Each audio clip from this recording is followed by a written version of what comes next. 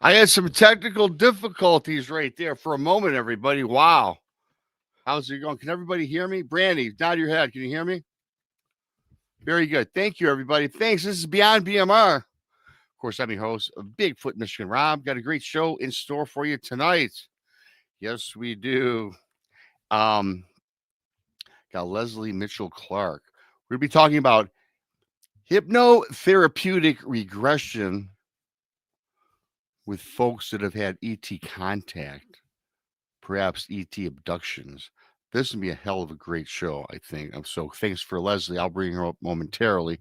If you're new here, please subscribe to Bigfoot Michigan Rob on YouTube, the Blondie and the Booze Paranormal Podcast on YouTube, Texas Front Porch, Monica Rollins, Our Paranormal World. You know, the Blondie and the Booze, they have a new show out. 4 Blondes, one mystery at a time. That's an independent from the Blondes and the Booze. It's a separate channel. Go subscribe over there. They do a great job. So thanks. Hit that like button, everybody. Hit that like button. Leave a comment afterwards, okay? Really quickly, I want to thank everybody who's bought my books out there. Bigfoot Michigan Rob presents True Cryptid Encounters Book 1 and Book 2. Simply type Bigfoot Michigan Rob in your Amazon browser. Please leave a review because it's all analytics these days. And, of course, that does help promote book sales, much like YouTube. Give me a like, a thumbs up. It gets the algorithm working and gets it out to more people. So I do appreciate that. Thanks so much for that. Also, by the way, with my books, you can get me at beyondbmr@gmail.com for the Christmas season. Certainly, you can buy them on Amazon, but what I'm doing is to avoid the shipping costs. If you get in touch with me, I can send you book 1, book 2, or both. Get me your information and I'll mail them to you direct and save you on some shipping costs for the holiday season. How about that? So, yes, thanks to everybody for coming in. Appreciate y'all. I'm excited to get this show started. And I'm very excited tonight because I have Brandi joining me. Krista is under the weather. So I got my traveling buddy with me, who I always have immense fun with, Miss Brandi Boo. Hey, how are you? It's great to be Brandi, here tonight. well, thank you for coming on in. You know, we have an ill member of the family, you know. Yes. So Yeah. thank you so much for coming on. Oh, that's no problem. I do have to say this. The super chat is open. Yes, the super chat is open. Thank you, Brandi. Also, y'all can become BMR pirates. Arr, mateys. Join the many, join the few, depending on your point of view. Gary Spikes already. With Already. all right, Thank you, Pops. Gary. Thank you, Pops. Yes, you can become a pirate as well. What you get, well, you get a picture of good old BMR sporting a bandana in the chat room. That's what you get. That's Thanks to right. everybody. Really quick, we got Mickey G, Amy Creel, the first matey of the chat room, Lil Patty, Pops, of course, Bigfoot Fidesz. Yes, I know. It's It's Fades, fake. but I call it Fidesz. I call it just like Mr. Castro. I give everybody different names. I think they like that a little bit. Right. I think it's cool. You have your own nickname from me. Yes, I I always do. go, dang it, Bobby. Dang it, Dang it, Bobby. Bobby. Dang it, Bobby. Yes, yes, I do. That was funny too. Yeah, we were traveling about and yeah, that was a lot of fun. Good old Brando. Cool Hands in the house, Wizard Moon's in the house, Cryptid Crossroads. Well, that's Cryptid Crossroads. I think that's Mr. Castro. Sir Brian Bowden's here. A bunch of you guys, if you're not chatting, Corey's here, Boondock Mojo, Bigfoot Dwarf, what's happening, my friend? Diane Boss, as always. Genocide's in the house. I know there's a lot of you guys freezing here. You know, you're all rolling on in. If I missed you, I still love you. There's just, gosh, I'm getting inundated with folks popping on in. So thank you so much for that. So with that, Brandi, I don't want to get into this, but I want to get into it, and you're probably going to do it on the Blondes and the Booze. You were in Tennessee, and I just saw some of your Facebook stuff. I'm gonna have to pick your brain later. Not today, not on my show. You can do it on your show. But man, that looks like a place that I want to come on going down and see. Oh, I know. Well, we were in Covington, Tennessee, and we were at the Ruffin Theater. Now, this place is historic, of course, and some of the good old greats played there. Elvis Presley, and all of that crew were there at one point and another, and it just has a lot of history, and it's not really been hunted, and we're just now starting to get into the deep end of it, because they've said they have seen full bodied apparitions in there, and things like that. So I had gone over and checked it out, and now I'm planning on going back soon. Well, you know what? I gotta tell you, we're gonna have to hook up, and maybe because I gotta tell you, as much as I love cryptids, and I do, I did that my first paranormal investigation back. We were in Missouri, Hmm. and I'm kind of the adrenaline was going, and Hmm. I might have to join you on something. I want to do that. So let's just see what's going on, and Well, no you rush. know, You know, I have, been talking to my paranormal group, which is Haunted Souls LLC on Facebook. So yeah. you can go sign up with them. We have been looking at possibly Eloise. Oh boy, right, about 20-30 minutes for me. Yeah, so I'll have to let Oh, everybody know when that is. now that definitely going to go to and join Yes. up with you, Yes. because there's a lot of history there. We're not going to discuss it on this show. Of course, we have a great guest to bring up here momentarily. But yes, Eloise, ooh, 1,200 graveyards back there that are not marked. Just one part of this whole event what they have over there. And the same asylum going back to the 1800s. A lot of history, a lot of bad things happen there to folks that were Right. checked in as patients. Yeah. Yeah. Yes, and that's right in my backyard, not too far away. I know. So, Well, like, it's going to be a long haul for me, but I'll make it for you. oh you travel all over, Brando. I You, do. I you, do. and I know you do a lot of things for me. You're so awesome. We have an awesome guest tonight, Brandi, Lesley Yes. Mitchell-Clarke. And I Yes. tell you what, we've talked enough. She's back there ready to roll, and I'm bringing up Miss Lesley. Hello, everybody. Great to be here Hello. with you guys. Great to be here. Well, Good. Good. We're glad you're here. Thank yes. you. Thank you. I I'm going to tell you, Lesley, I'm really looking forward to this. I've not done a show. I've done many shows. We've all done many shows the last several years. Never had a topic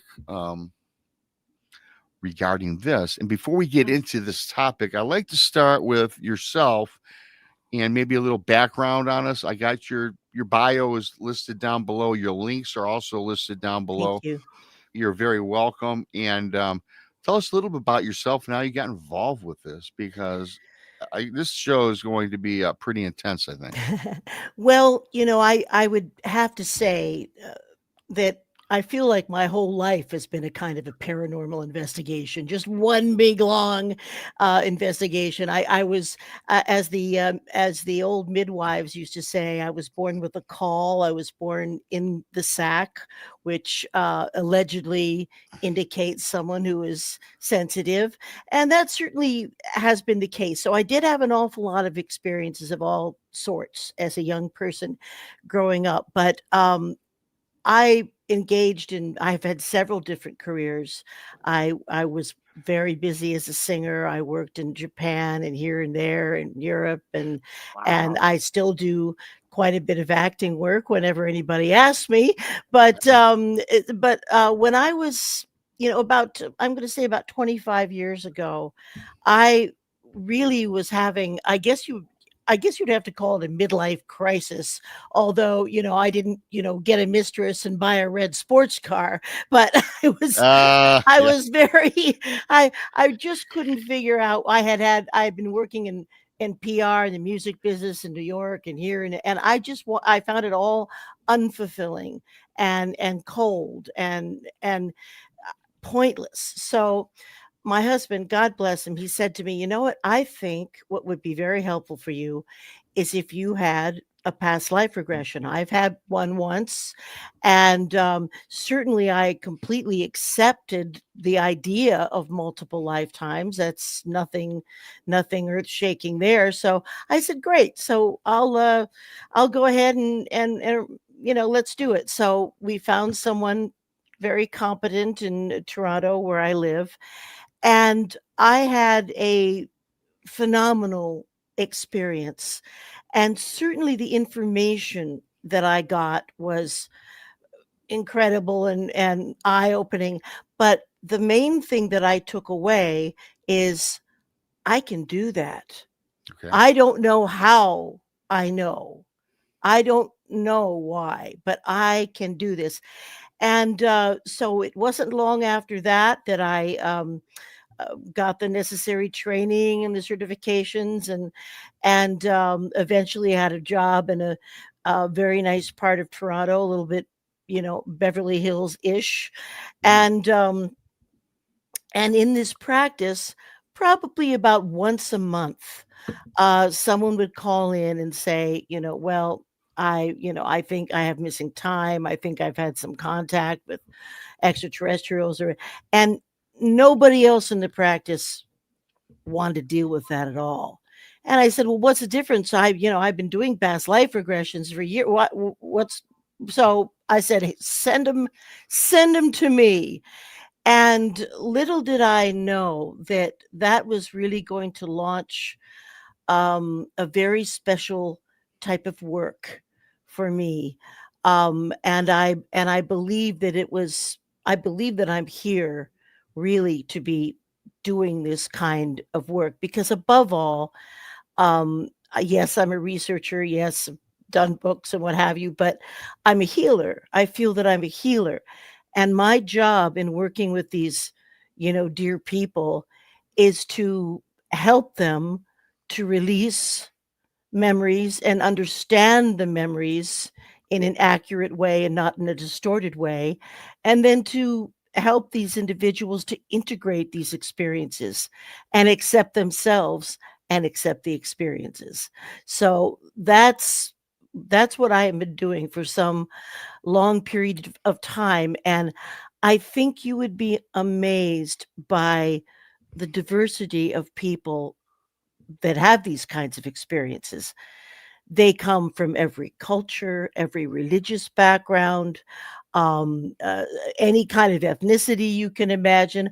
Although most of the people that come to me, they're diverse in that way. They are primarily intelligent, highly intelligent, and usually, almost hyper successful human beings. Doctors, I've had a judge, lawyers, school teachers, university professors. There's a preponderance of teachers who have these kinds of experiences. So, with what you do, then we're talking about in the ufology field. Mhm. We're talking about folks, and of course, there's us also prior to this, though, if I recall, past regressions with folks just in their past lives. Mhm. Mhm. It doesn't have to be ET or ultra-terrestrial. No, it Um, doesn't. and you mentioned something very interesting regarding time loss. We debate this, talk about this all the time on our shows amongst ourselves. And it seems like every time somebody talks about a time loss incident, everybody in the ufology community runs to, well, they were abducted. What's your take on that? Well, I think firstly we have to, you know, cling to basic, quantum physics here, and we have to understand that time is not linear. We accept that it's linear so that we can accomplish things and move ahead and schedule our lives. But the true nature of time, I think it's interwoven. I think it's space time, and we have the possibility in our lives to adjust time because it's plastic and subjective. We don't have to be having an ET contact experience to manifest some type of time distortion. We can all do it. all do it. It's just a question of believing that you can. But we can lengthen time, we can shorten it in our perception, and we can we can astral project. We can leave our bodies and be involved in activities and what have you, and all of those things are going to be part and parcel of time distortion. In fact, hypnosis itself, the technique of hypnosis, because it's such a activation of the alpha waves. One of the ways I know someone is in a very successful trance is that they have time distortion from what their idea of linear time is. I'll say, well, how long do you think you were out? Oh, I don't know, maybe 10 minutes, and it's been like 35 minutes. So that's very common. Why don't you do us a favor and walk us through one of these typical regression Regressions? therapy regressions. All right. Absolutely.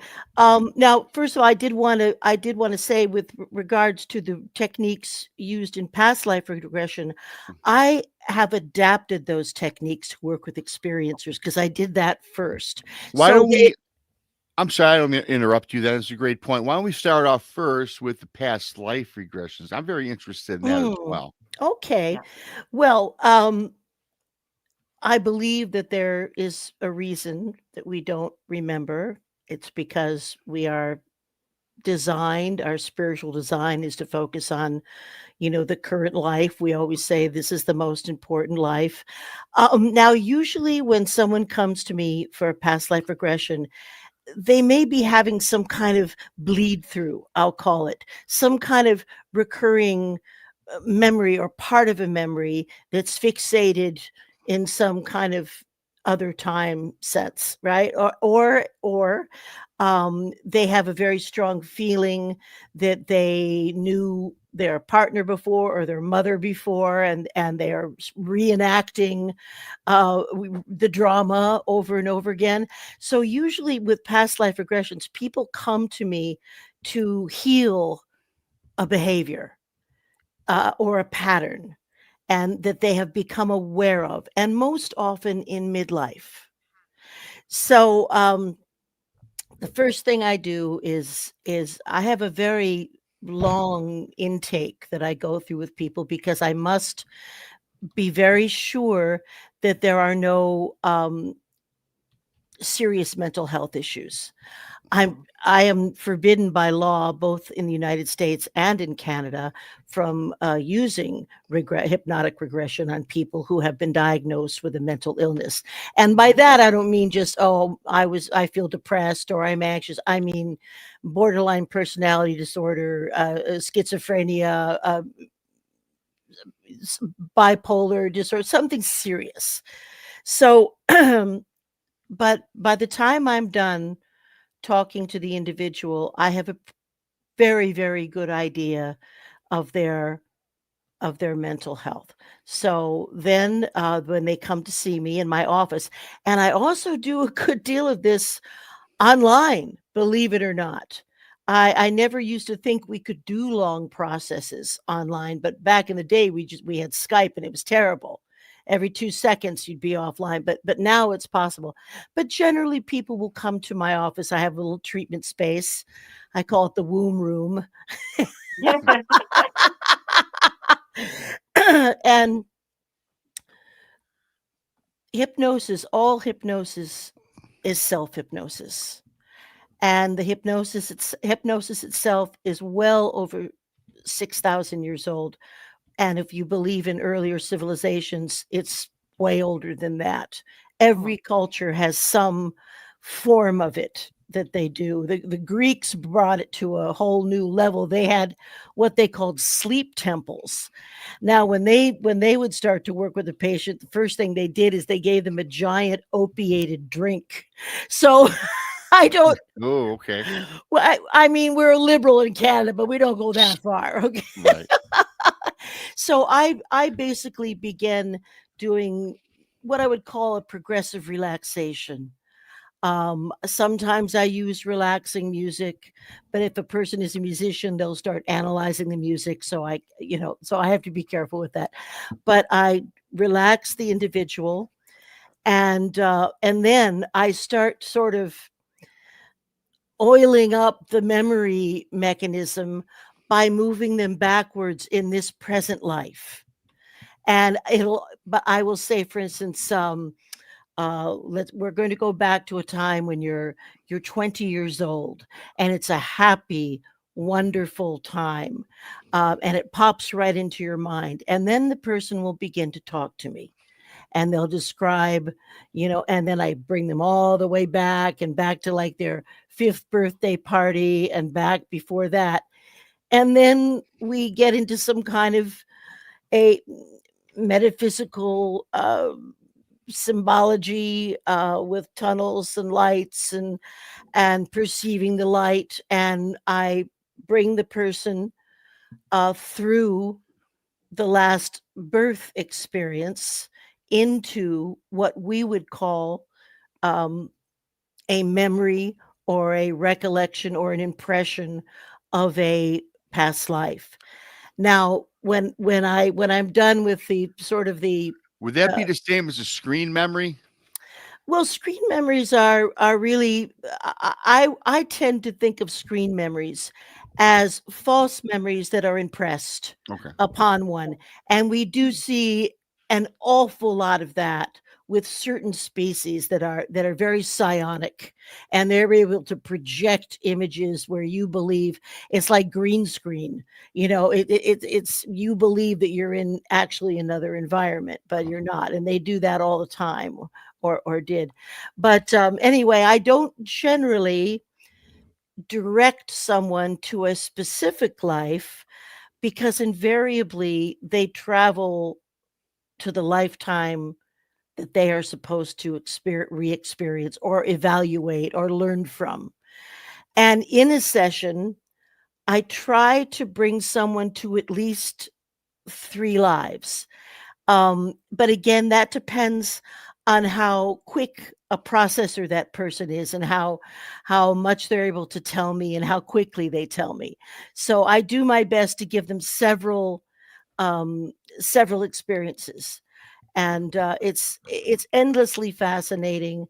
And sometimes if a lifetime has been recent enough, it's possible to even find actual evidence. I've been able to do that twice. But one individual, a beautiful 6 foot tall, she looked like a Swedish goddess. She came in, and she had been having some trust. There was a real core issue that was bothering her. We got in there, and it turned out that she was an African American woman who was working as a secretary in the 50s for a university. She told me the name of the university. She gave me a lot of details. She gave me the woman's name. I found out an awful lot, and I was later able to confirm that such a person did exist. Wow. Yeah, I was able, because I found her through the employee records of the university. And so I'll tell you, if there's ever any kind of experience that will make you throw away any kind of racist ideas, it's exploring your past lives, because we have been everything. We've been in all different racial groups. It's not unusual for us to experience, being either sex, and it just seems to be fluid, like no big deal. It's fascinating. It is fascinating. I do want to ask you this one question, and we can move on to some other ET type experiences. But Mhm. how do you determine whether or not a person through regression is, and you touched on it a little bit earlier, if it's a true regression, or maybe they do have a mental illness? Is that hard to differentiate? How do you pull that out? Not not at that point. I would have had an understanding that the person was either confabulating. I would have gotten that way before I ever did any kind of hypnosis. And I will always err on the side of caution.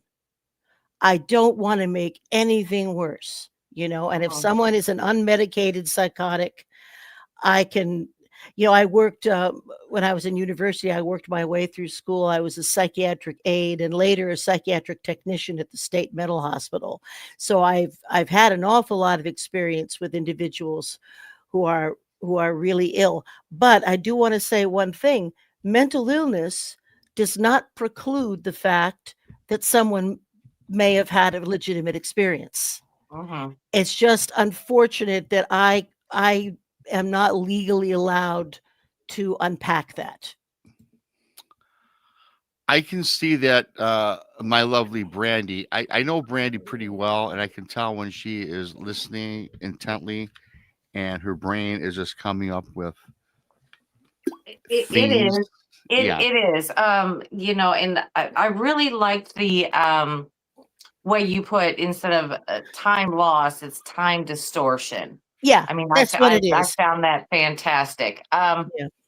But what do you think about somebody like, okay, the most famous case, like Dorothy Eady, Mhm. where she had full memories from a child about You her mean, living in Egypt and being a princess and all that. And without hypnosis, what do you think about that? What do you think causes that? well, did you mean Betty Eady or No, did you mean Dorothy Cannon? It's Dorothy Eady, Eady, Dorothy. Okay. Well, I'm so sorry. I'm not I'm not familiar with her experience. However, there are many people who can just go into a meditative state and Hmm. access the akasha and move through a life that Hmm. is not unusual, especially for adepts, people who have been very disciplined meditators, or I don't care what the spiritual discipline is, but Hmm. people at that level can can do that. And what was I going to say? And I've had that experience myself. Well, what sometimes happens to me is I sometimes dream about a person's past life that I'm going to explore like the next day, but I haven't met them in person yet. You Oh, know, right, right. so I'm Well, saying, well, who's influencing who? Am I projecting my idea into your head or whatever? But I just think we make an awful big deal about the idea that we are eternal energy, and Mhm, we're here in the cruel school, and mhm, we are here for reasons. We are here to help. I'm the book I'm working on now, I'm calling Midwives of Disclosure. So mhm. Right. we're here, male, female, we are here to assist, I believe, a awakening, a rebirth into a new era. And that's why things have been so completely heinous. Mhm. I feel like Frodo trying to march through Mordor. It's things have gotten very polarized, but Right. the racism has to be cleansed. The racism and the evil towards each other, not that it doesn't exist on both sides of whatever. I'm just saying that has to be released. I Right. imagine that many of the ETs are just looking at us and going, "Oh, not again." Mhm. Not again. What Right. is with Right. these people? Right. What is with them?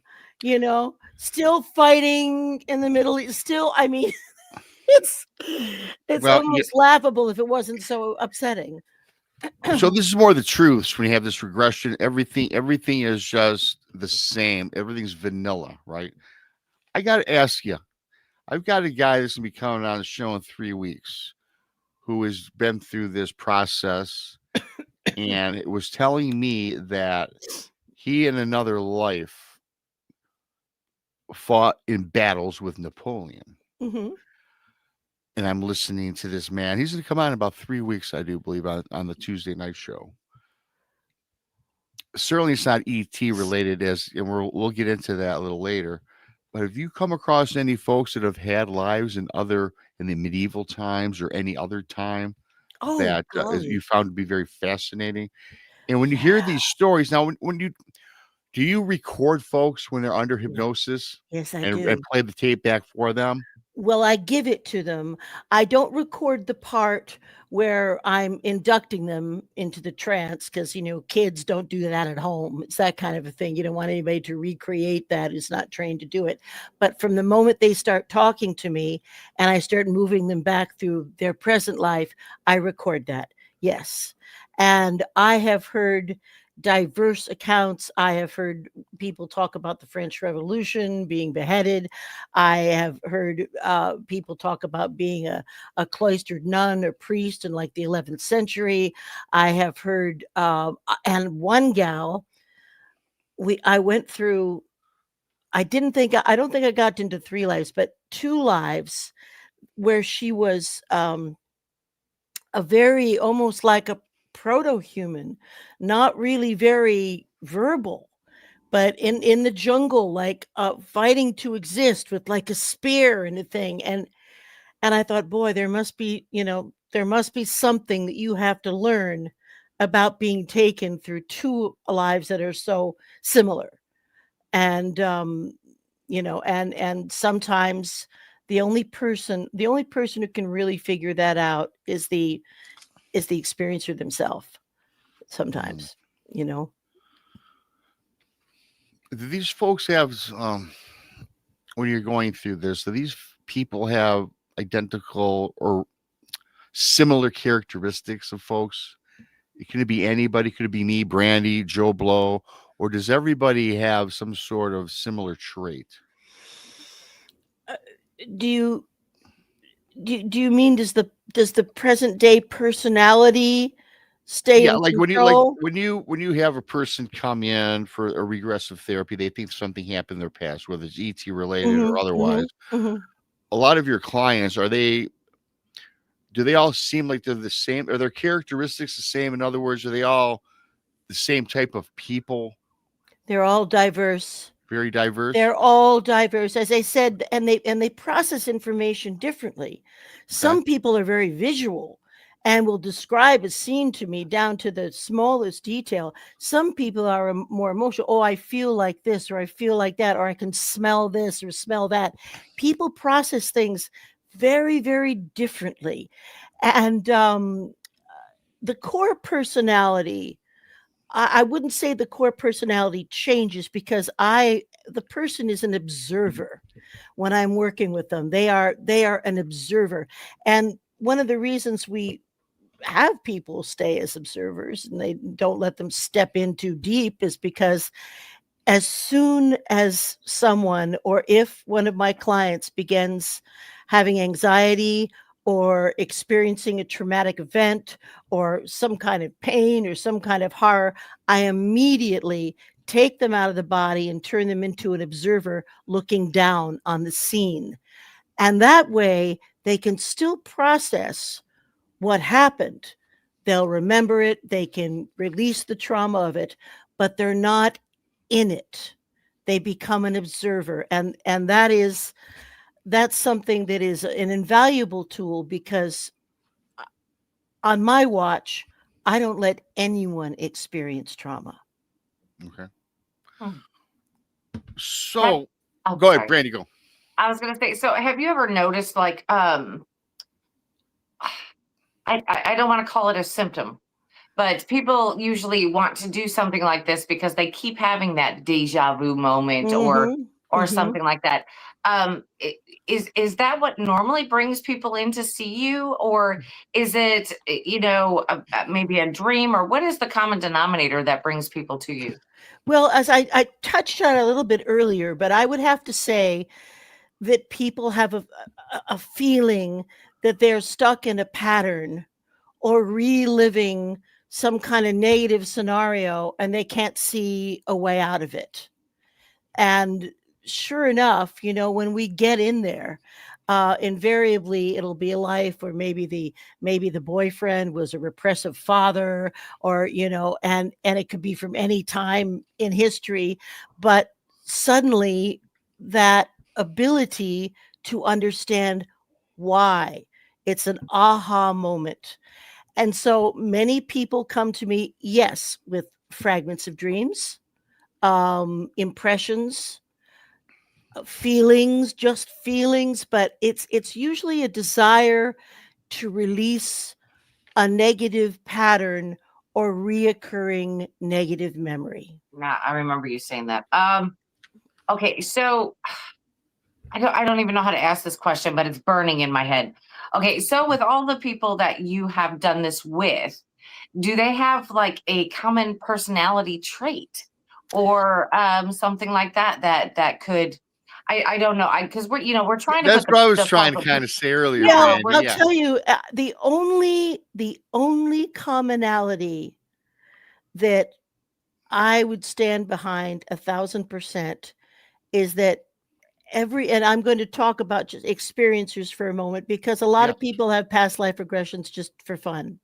It's Mhm. not always motivated by some pure Yeah, motivation. we can shift it to Yeah. the you should- experiences. So, Mhm. what I would have to say that every single person that I have worked with who has had an experience has what I would call very high PSI abilities, very high psychic ability. Okay. And the reason, and this is just my opinion, but this is kind of what I think. Imagine for a moment, you're Jane Goodall and you're out there and you've discovered a new type of primate, and about 5 of these new primates have a human glottal system and can actually talk and make words, which I believe Bigfoot can. And so wouldn't you spend your time working with those primates that can communicate? I think it's as simple as that. I think many, many, many beings are telepathic. Many beings prefer to use telepathy. Maybe they can speak if they want, but it's just like, oh, why bother? So the easiest thing is to work with people with whom you can have a telepathic connection and who will also be receptive to whatever it is that you're going to be doing or learning with them. So I think that is because, as I said, I mean, I can't find any other. I mean, there are people who are barely functional, who are on the dole, who can't even hold a job. And there are people who are, as I said, judges and CEOs. So there's a wide range of people's abilities to cope. And also there may be a something to the idea that certain ETs are following genetic lines, and the reason for that is, again, probably psychic ability. But they are definitely, I mean, even Kathy Martin told me that I think Betty Hill's mother had an experience. So, you find these things occurring in lineage. So, okay, that makes a lot of sense. It's kind of like I can equate that, and Brandi knows what I'm talking about. I'm Yes. sure you do. A person has a paranormal experience or a cryptid experience. Mhm. They seem to have more than just one. And also, it does seem that a lot of other people that are within their family and people that you're very tight with have these same experiences. That's not by coincidence, is it? I don't believe so. I don't believe so. And I also think that there might be an increased light sensitivity. I'll tell you why I think this. Years ago, I was working in a summer stock theater, and there was a lot of phenomena, aerial UAPs going on all the time.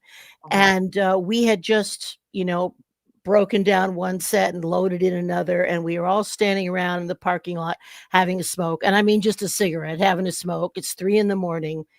And I see above me a series of lights shaped in a pyramidal form. Just the edge. That's all I can see, but they're bright lights. And I say, look, everybody, look at that. See that up there? And I swear to you, about half the people could see the lights, and the other half the people just didn't see anything. Hmm. And there was there was another, at the same summer stock theater, I had a little Bigfoot experience there, and I was the one who perceived the entity, who seemed to disappear into an invisible state. So, what are we? I think that there is use of dimensions. There's interdimensional capability amongst many beings, including possibly our own, Sasquatch. So, needless to say, you do believe in UFOs, aliens, cryptids, and things of that nature. I certainly do. I mean, I've had I can tell you about one of my experiences, but I haven't really talked about it much. It's pretty intense, but Go ahead. I think it would be good for everybody, probably good for me to talk about it.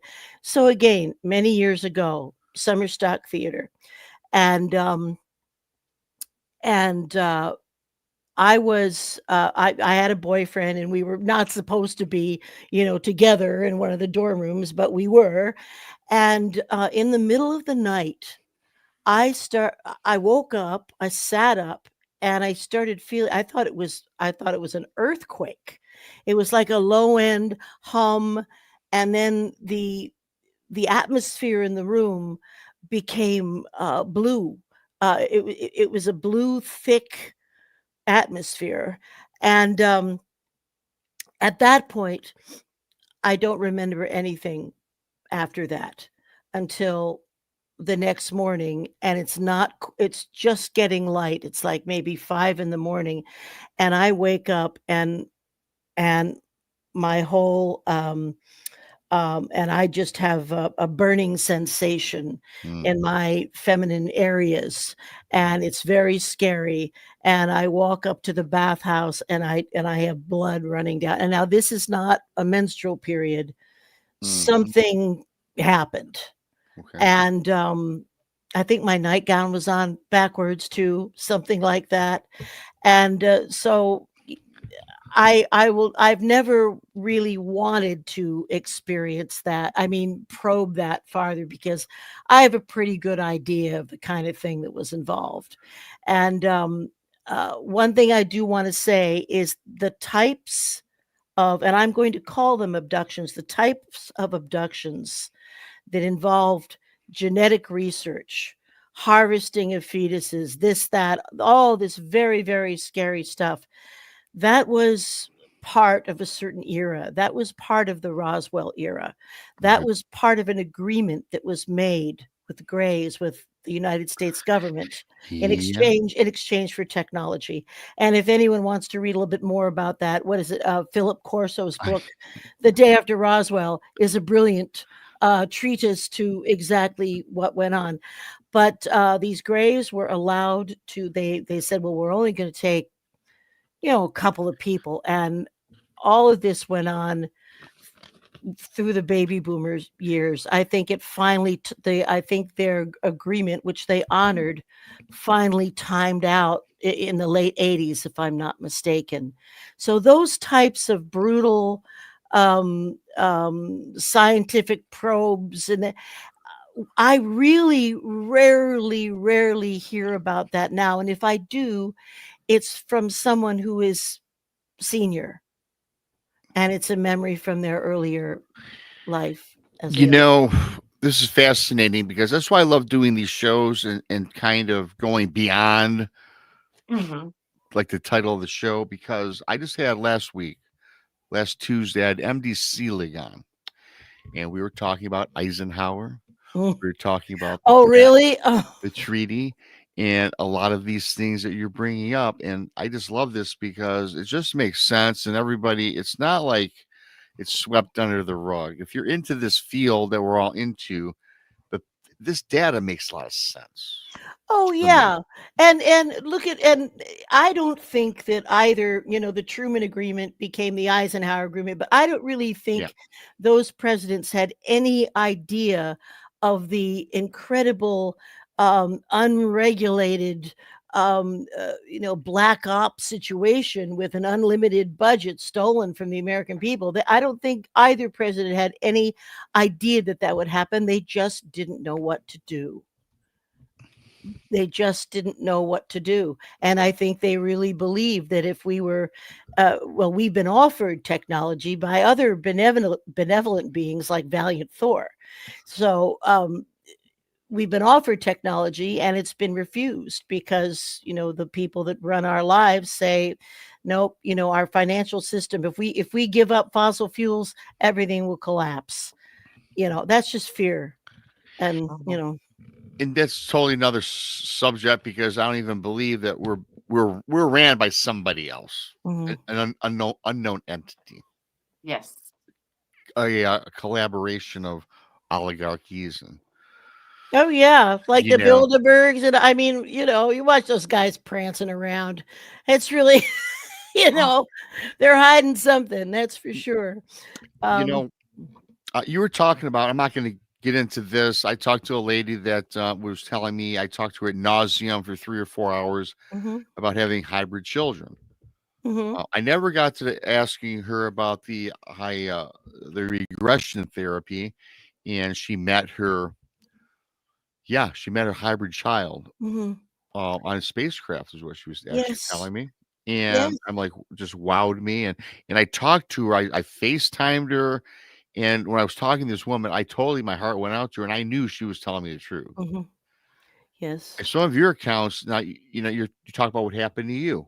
Mhm. We don't know what that is. I'm not suggesting you were impregnated with or a surrogate, right? Well, Right. or I had been, and then they removed it without me knowing. I mean, that's they have also used human women as incubators for developing like zygotes, and they have the technology to remove those pregnancies and put them in some kind of artificial womb and get results. That could have happened, but yeah, but the hybrid children, many accounts. I've had people weeping in my hypnosis chair because they are so moved by seeing their children and the fact that they can't take them with them or have real relationships with them. And some of the children, because I have my clients describe, to me, some of the children look very much more alien than others. And some of the children are not able to leave the ship. They have to live in a contained atmosphere of some sort. But there are hybrid children that look so much like us that they are able to integrate. And of course, our space cousins, anyone from the Lyran system, they're us, taller usually, but they're us. So it's we actually have, I think, a pretty large uh, ET presence right now on the planet, and that's not even talking about any possible uh, cultures like Agartha. I'm not sure how I feel about that, but there could be remnants of an advanced society that escaped cataclysm by living in caverns deep in Mount Shasta or whatever. I never say no to anything really, I guess. I'm keeping my Mhm. mind open because, Mhm. anything is really possible. Is it possible? Yes. Is it likely? I don't know. Yeah, I hear what you're saying about that. I mean, because we have many discussions about Atlantis Mhm. and its inhabitants, if Mhm. they were of alien nature, and why we can't find it, and all of this other kind of stuff. Yeah, it just goes full circle and just keeps going round and round. I mean, all of these stories of these things, they can't all be wrong. Well, no, and they're not. And believe me, I've regressed a lot of people who have gone through lifetimes in some of these in the ancient continent of Lemuria, in the ancient um, South Asian civilizations, where now they're discovering, like, because of the water levels are so low. I think there's something like 250 ancient cities that are, again, we're talking about 6,000 years old plus, are now emerging um, on the coastline, the western coast primarily of India. So, and I have many people who talk about Atlantis and how it was and what it was like, and it's fascinating.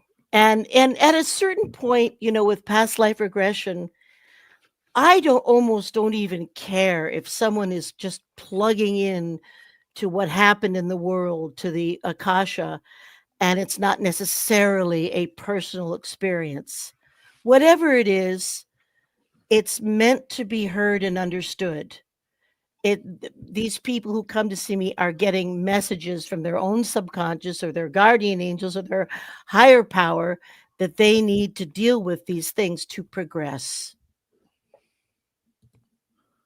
Whoops.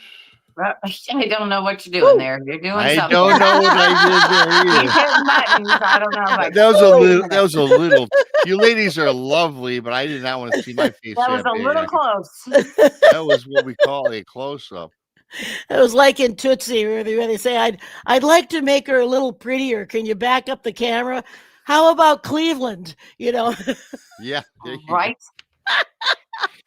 That's a little close for me. There we go.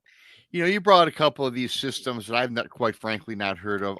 I'm not as well versed with my ufology as a lot of people, but so you think that? Let me ask you this: what you've gathered? I just want to ask what you've gathered from your process with your clients. Mm-hmm.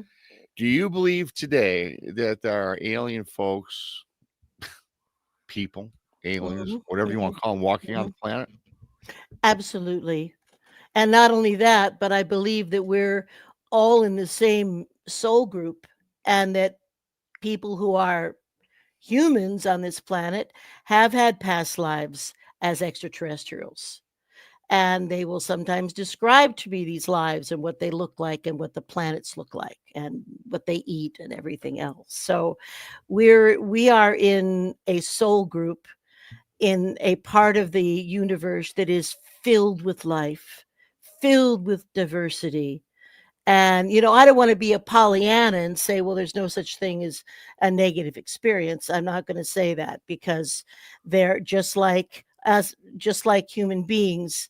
There are ETs with different agendas. Well, And yeah. I was going to ask you that because, okay, people get mad at me when I say that Bigfoot is not the friendly forest giant, because for me, my experience was not friendly at all. It was terrible. And back in 2018, and even up until maybe a couple of years ago, I wanted to do a Bigfoot, and I thought it was a bad dude, to put it nicely. I've kind of changed my tune a little bit, because that was just me. And many other folks have had great experiences. A lot of people have had alien encounters that have been okay. That would terrify me. So when you go through these regressions, are there folks that had both good and bad experiences? You just kind of alluded to that they've been pretty mundane, not malevolent, if I guess is the word. Well, there are definitely things that have happened to people that have been disturbing. Okay. For sure. I'm not going to say they were, tortured or in pain. And I'm going to say one thing, and I think if you want to talk about in depth, Randy Kramer's your man. But the worst things that I have ever heard about happening to human beings were orchestrated by other human beings. There are programs where we're involved with various other types of ETs that are and MK Ultra, and all this comes out of that kind of stuff.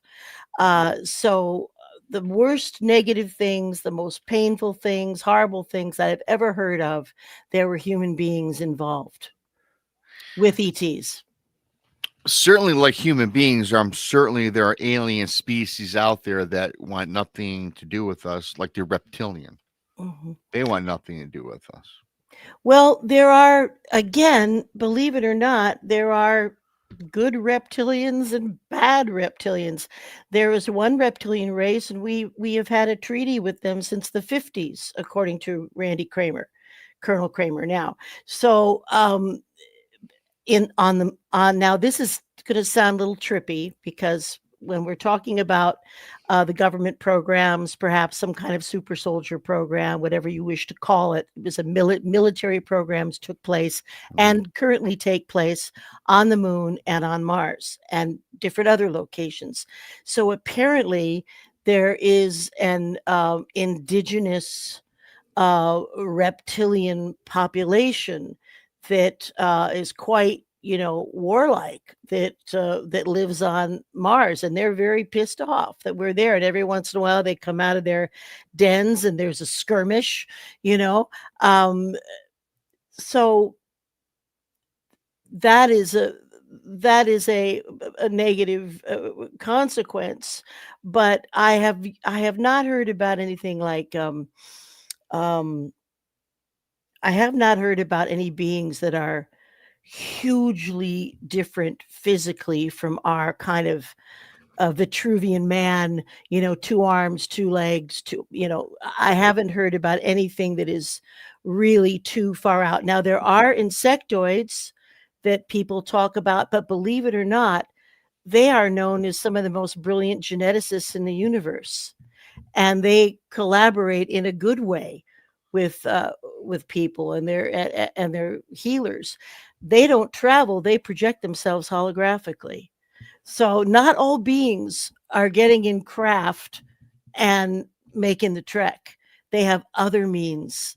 If it's not astral projection, it's a technical kind of holographic progression. Anything to add, Brandi? Well, I mean, it's really hard to add to that because, again, you and I are on this. We don't know a whole lot about this subject. I mean, Well, question I meant. I'm sorry, I didn't mean anything to add. But what's your thoughts? I believe that they walk among us. I believe that they are out there and they are in places of authority. I believe that they have I don't want to say infiltrate because that sounds bad. But they are in our society. I wouldn't be surprised if we run across them every day. We just don't realize that they're there. I mean, everything that Lesley is saying, I'm like, yep, I've heard that. Yep, I've heard that. It's kind of like, okay, now what, I mean, so what do you think their main purpose is of staying here on Earth? I mean, what do you think that is? I mean, because I believe that they're in I believe that some of them are hiding in our oceans, places that we can't find. Yeah, they've had bases down there forever. But I think that the messages that I get from my clients, and some of my clients are so proficient at this, it's almost like they're channeling. I can ask questions, and an ET will, and then my client in their mind will ask the ET the question, and I'll get an answer. But what I mostly hear about is they are trying, first of all, to save the Earth. Planet Earth is a unique place. It's unique because of all the life it sustains, not only the 5 fingers of man. There are other forms of life. There's the jinn, there's shadow people, there's all kinds of stuff going on here. There's even elven beings, there's all kinds of forms of life here, and some of them are resonating at a slightly higher vibration than those of us in our dense meat suits. So, but this is a unique place, and we are about to have a big breakthrough or destroy our planet. It's one way or the other, and nobody wants to see the destruction of Earth. And they're very afraid too that some type of destructive bomb could just rip a hole in space-time and affect, because these things are not without effect. We're interdependent with many different cultures, whether we can see them or not. They may be made of subtler matter. You know what I'm saying? So anyway, an attitude of concern and And there's not much time. We've got to act, you've got to act, everybody's got to do their part. I think that they probably have very much or the responsible ETs probably have very much like a Gene Roddenberry hands off directive, the prime directive, where the good guys can't directly instigate themselves. Yes. The good guys. Okay, so this brings me to another question now, because the powers that be are releasing tidbits of information that, I mean, it's nothing new to us, but do you think that they're doing this for a reason? Like there is going to be like an openness, more of alien activity to normalize aliens in our society? I would hope, but I think, like if I see that photo of that GD Tic Tac one more time, my head's going to blow off. And I want to take a razor to Luis Elizondo, whatever that thing is he's got growing right there. I can't even look at him. No Tic Tac, no Luis Elizondo. I just don't take any of it seriously. I don't think the government is going to do anything. And that is because there's one way that we could get government disclosure. And that would be if there was a blanket rescinding of all of the oaths of secrecy that the living soldiers and workers and lab people signed. These people believe that they're patriots. They don't see it as we do. They think they have to protect us from ourselves or something. But then again, we get deathbed confessions, but the only way we can have one of those Senate hearings where the information is really explosive and comes from high-level people is if immunity or release from the oaths of secrecy are rescinded. That's my opinion. I just don't have a whole lot of hope for it. Right. It's so big. And there's so much money missing. They know how much, right? I forgot on the news, but trillions and trillions and trillions of dollars are literally missing from the United States Treasury. Well, of course it is. Right. In some of your sessions where they've had encounters with some of these or had alien activity, have they described where these have they taken them anywhere else besides in perhaps a UAP, UFO, or anything like that? Have they taken them, into I'm assuming the ocean, Middle Earth, whatever they want to call it? Yes, they have gone to, some people have gone to underground bases off the coast of California. And I have also heard about many people have gone to underground bases where there are collaborative programs going on between humans and ETs, and the ETs are living there, and it's pretty wild. So they've had that.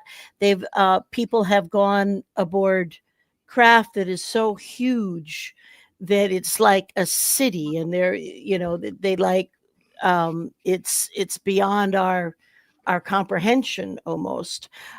People have been taken to other planets and experienced another environment, maybe not leaving the ship, but being able to look at it. And by the way, all the metal seems to be see-through. We don't see I always get a thing described to me where, I can see right through the wall. It's metal, but I can see right through it to the outside. And so, yeah. And then there's a great gal that I still work with her occasionally, and she was a lifelong experiencer, which I believe most people are who have had at least one experience.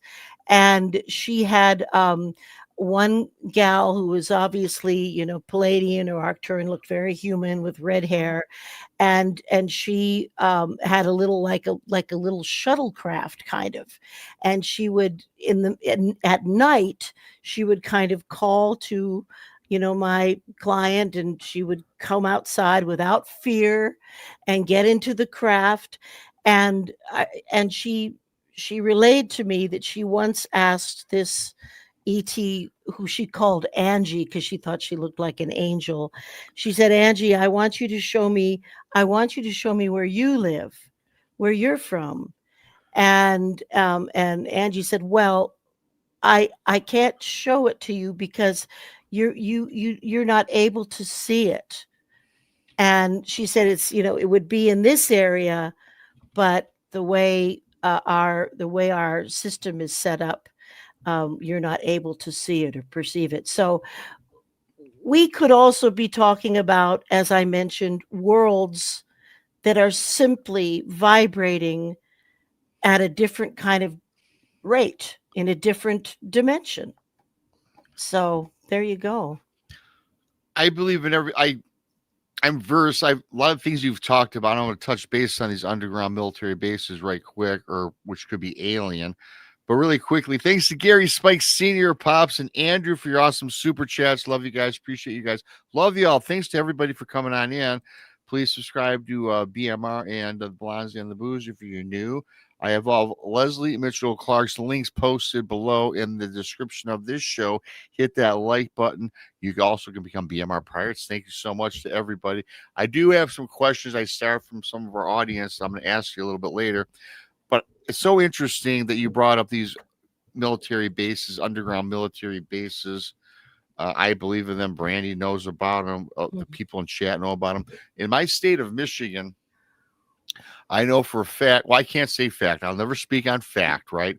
But I've had many stories, many guests come on about Lake Superior. You know, how all the oddities of Lake Superior.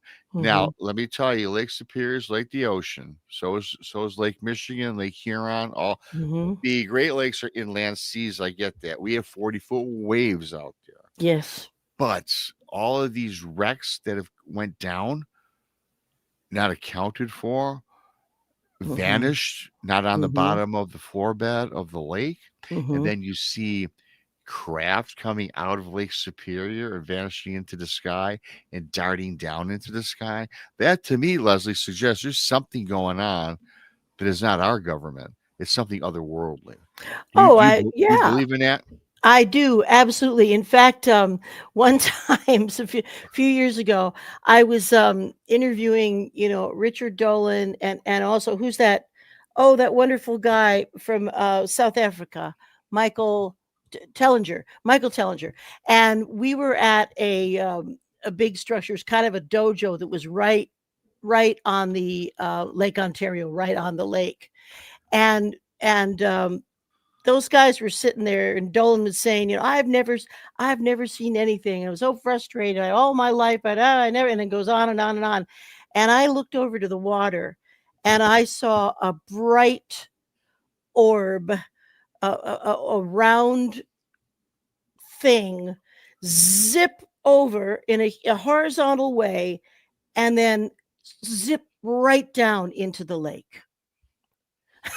And I said, Dolan, if you just turned your head and stopped bitching, you would have. I have it on film. I have it on film. The guy that shot the interviews caught it.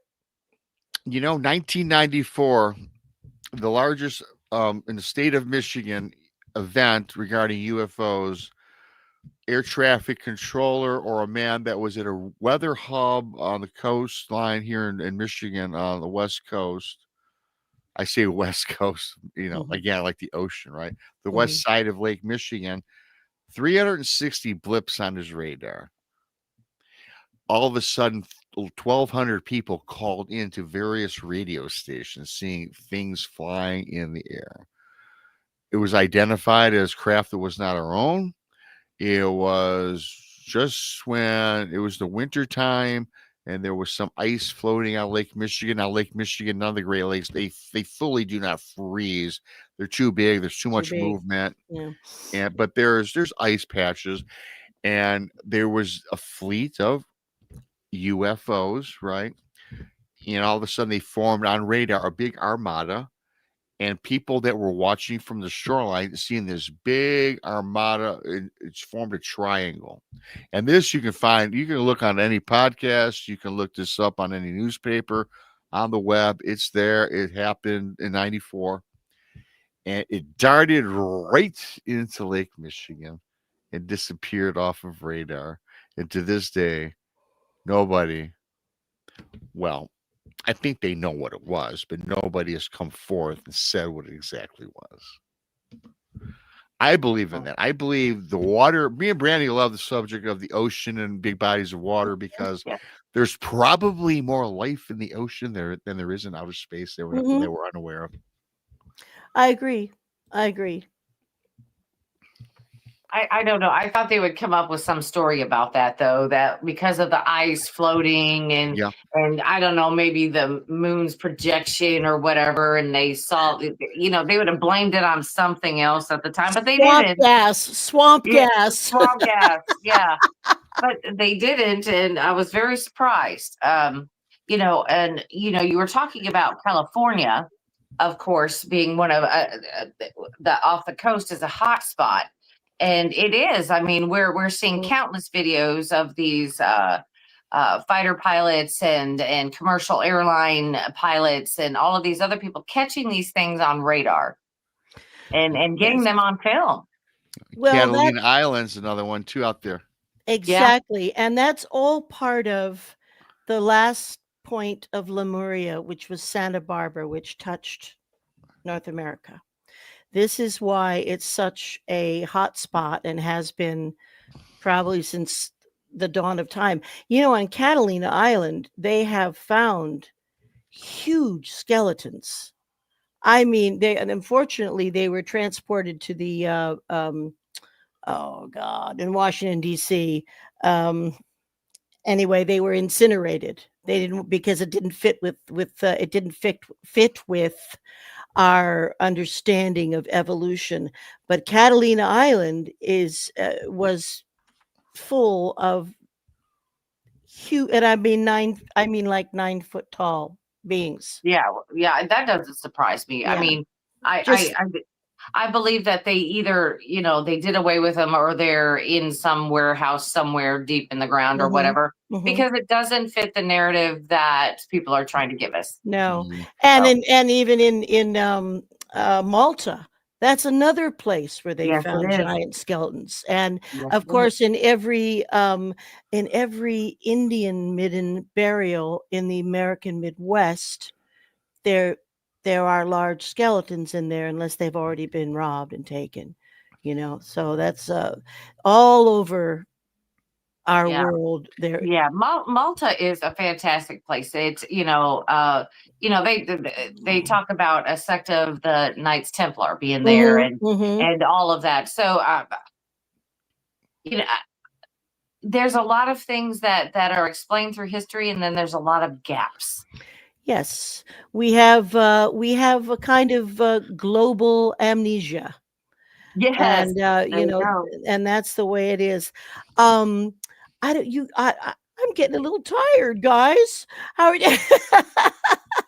Oh, we're to keep it going. We have 2 more hours on tap.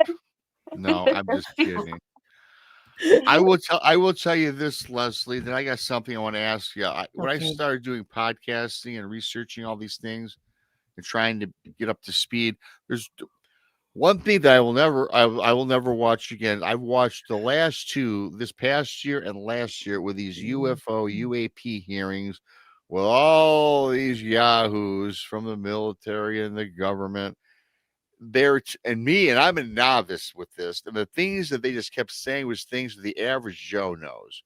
That is so frustrating how they keep this under wraps. Yeah. And they know what's going on. Yeah. I do have some questions from the audience, but before I get to that, then I can wrap it up for you. I got to ask you this because I suffer from this for about the last decade. And now that you're on the show, we're talking, and this is not, it's kind of related. What's your take on sleep paralysis? Because I do get it, and first of all, I have very vivid dreams, like Hmm. I'm there, and I get these sleep paralysis every once in a while where I think that I'm out of my body Hmm. or I'm somewhere else. I've seen myself. I was in a chair and I was crawling down the floor, and maybe Hmm. this was astral projection. I was crawling down a hallway, and I looked back into the chair I was in for some reason. I saw myself sitting there. Hmm. And this is one of the biggest. I've had many mysteries in my life, but these things are really. I talk to many people. I have a lot of great suggestions. I've got my own theories. Brandy does too. But what's your take on it? Is this all real? I mean, is that maybe I was taken at one time, perhaps? Well, What's the wrap up with all this? it sounds like there are a couple of things that may be going on. First of all, you have to kind of know what sleep paralysis is. The subconscious mind does not know the difference between being awake and being asleep. So our bodies, when we get to a certain point of unconsciousness, our bodies release paralytics that and that's so we don't walk around in our bedrooms acting out our dreams. So it is a normal part of the sleep experience to not be I won't say you couldn't move your arm if you wanted to, but to be knocked out in that way. Right. Now, sometimes, and this happens a lot to kids, sometimes it's possible to come to consciousness a little bit before the natural paralytics have worn off. Now, that's one kind of thing. But I also think that it's very possible that you could be astral projecting and doing it more and more, and sometimes you have a rough reentry. Hmm. So I think that's very likely that that's because what you're talking about now it's hard to tell because generally when we're in that light state of sleep and we're trying to wake up and we're experiencing the paralysis, that's when you tend to have dreams that are mixed with reality, so they're quite vivid. Yep. But on the other hand, to have a dissociative kind of thing where you're looking at yourself in the chair, I I would really take that as some very strong evidence that you were, in fact, astral projecting and having a hard time getting back in. I will say this, and we'll move on with some of these couple questions. I think that I was on the cusp of maybe being in full astral projection mode. Mhm. I think I Mhm. was still in my house.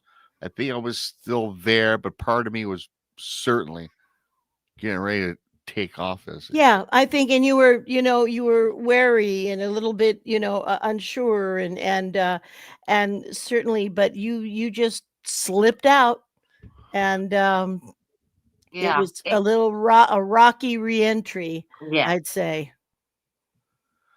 I hear you there, and I appreciate that. A couple quick questions.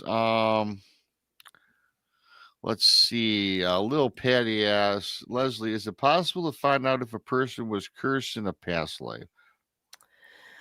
Well, I don't really believe in that kind of power of a curse. However, in answer to your question, we can look for anything, really. If the person comes to me and says, I had this reoccurring feeling that I was cursed by some old lady in the desert, what have you, I can direct or do my best to direct the client's consciousness to retrieve details from that life. Okay. So although I don't really accept the idea of curses being able to have that kind of power, I do accept that it could be very traumatic being cursed by someone, Okay. especially if you believe it can work. So Okay. yes, I'd say, yeah. Stephen Drysdale asks, is someone with attention deficit disorder be hypnotized? Oh yeah, absolutely. Absolutely. In fact, I treat a lot of people for ADD and ADHD, just with straight ahead therapeutic, or hypnotherapy, as we say. Yes, Oh, there's absolutely nothing. That's not. That's a bit of neurodivergence. I have it. I wouldn't call that anything that would interfere with any kind of metaphysical process. In fact, I would say people with ADHD are much more likely to be sensitive and very successful in any of these types of metaphysical pursuits, in my Okay. experience.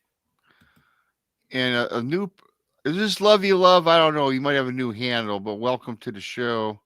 Has anyone or you, can a child be hypnotized? I am certified in pediatric hypnosis, and the general consensus is, well, I don't hypnotize any child that's younger than 8. 8 years old is my limit. Now, bear in mind, most of the time when we're doing pediatric hypnosis, it has a lot to do with things like bedwetting, nightmares, uh, early, eating issues. I don't want to call them disorders, but things where the kids won't eat or can't eat or won't eat.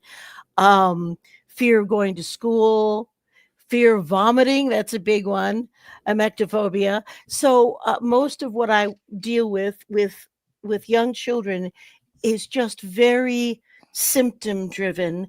And also, when I'm doing that work, I'm also doing a lot of work for supporting self-esteem, self-confidence, reducing anxiety. Some little kids have anxiety attacks. They do. And, it's and sometimes it's very clear that the parents are the problem. That there's not a lot I can do. I can only try to help. I can't fix the whole scenario, but it's often very obvious what's going on, you know. I hear you. Brandi, anything you want to bring up for No, Miss Lesley? I think we pretty much covered everything. She was very We thorough. She was very thorough. I do well, I do have Leslie, I do have one final question. Yes. You mentioned meat suits, which I thought was kind of Yeah. funny with Yeah. the aliens. So Thank let me you. ask you this. Would it be possible for good old BMR, that's me, Mhm. could I channel an alien and probably get myself a brand new meat suit? Well, there are new meat suits available. When our guys go when our guys go into deep space, they take 2 or 3 clones with them in Yeah. case they're injured, for supplies for body parts. Yeah, I'm just That's what saying I've heard. I'm just too old to start the new workout regimen. Oh, man. I don't, maybe I gotta find a pill or something. I don't know. I was thinking maybe channel an alien, or maybe reach out and do some more practice my astral projecting. Yeah, Well, maybe they have some type of technology we're not aware of that could help us, you know. Maybe. I have not heard of or seen any aliens that are really in bad shape. But of Right. course Yeah. but of Yeah. course, maybe those folks just don't leave the planet. Yeah. Maybe we're only seeing an example of sort of military fitness, right? Yeah. Like, That's The, possible, yes. it could well, be. the reason that we have to take care of ourselves versus the aliens, because we're the aliens from the future, and we're left over, right? We're left over. We're From leftovers. we're Yeah, leftovers. we got some Anunnaki DNA. We got some of We, this. We got some of that. Yeah, we are the original yeah. hybrids. I think. There We you go. Well, let's face it. People, are gonna like laugh at this, but we're aliens. We are. We're I don't aliens. think we're indigenous to this planet. There is a huge gaposis between, what we know about proto-humans, and then the sudden development, emergence of Homo sapiens and Homo sapiens sapiens. It happens out of nowhere. So, Absolutely. This is a yeah. fantastic show. Thanks for all the super chats, you guys, tonight. I love you guys. Oh, yeah. If you're new, please subscribe. Subscribe to Brandi and Krista, the Blondes and the Booze, and Lesley Mitchell-Clarke. Where can we find you? I have your links here in the show notes, but go ahead. Anything else you have going on? Well, I would love if anybody would just like to talk. They think they might have had an experience with an ET. They're not sure or what they should do or whatever. I'm always available, and you can reach me anytime through my website, Lesley, Lesley, at lightworkhypnosis.com. And my most recent book, which is called Intersection, is available on Amazon. It tells the story of one client I had many, many sessions with and his evolution, sort of. Wow. Yeah, thank you so much for that. I'll definitely going to check you out. I'll be calling you about something too down the road here. Okay. Brandi, what do you have going on? Today's what is Tuesday? I always forget. You got something going on Wednesday, Thursday? Well, Wednesday we're going to be taking a look at that things in a different light. We're going to be looking at things that are real, but how did it happen? That's what we're doing on Wednesday. Ah, Absolutely. very nice, Brandi. Thank you to Yeah. Quack. Pretty awesome super chat Thank at the end. you. Quack's no quack. Quack rocks. Thank you so much. Yes, it was an awesome show. I've got a cool show Thursday. My next show is Thursday afternoon with Monica. We've got a rescue person that does rescue missions in the Pacific Northwest for folks that are lost, and he Wow. recovers and finds them. But here's the what do you call it? Here's the caveat to this. Mhm. The majority of the folks that he has recovered and found, there was something paranormal or cryptid involved with it. Oh, okay. So All that's right. going Sounds to like be a great pretty show. cool. Yeah, I'm excited for that one. Thanks to everybody for coming in. Thanks for the super chats. As I said, hit that like button, subscribe, like and share. And again, we're on 7 days a week, everybody. So the big key is turn on that alert bell, turn on the alert bell, and there you have it. For Brandi, for Lesley Mitchell-Clarke, I am BMR. Until next time, have a great rest of your day. Bye-bye. Oh boy, it didn't turn on, did it? No, you